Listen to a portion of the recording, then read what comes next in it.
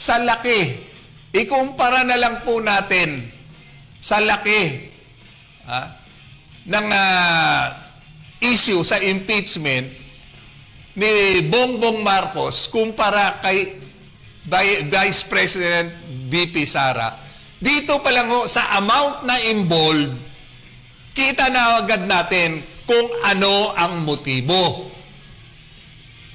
Nung dinaan nila ang proseso, nahiya na lang sa taong bayan, nahiya sa Korte Suprema, may mga naghain na mga sektor na impeachment kay Bongbong Marcos.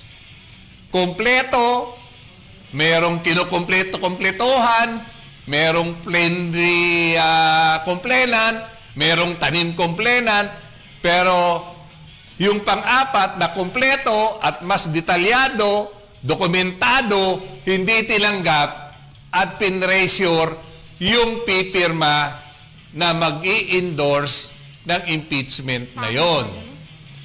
Pero, palagay na natin, yung first na tatlo, yung pangatlo naman na pinail ng mga dilawan, binawi nila.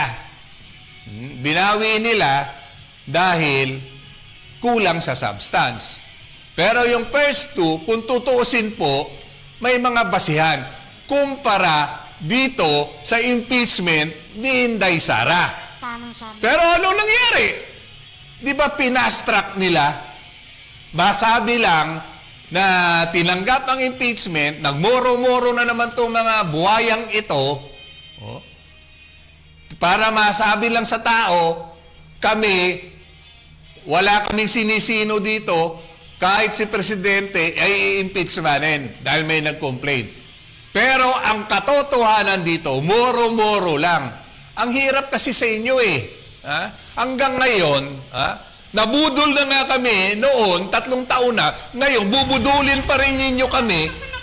Hindi na ho kami tanga.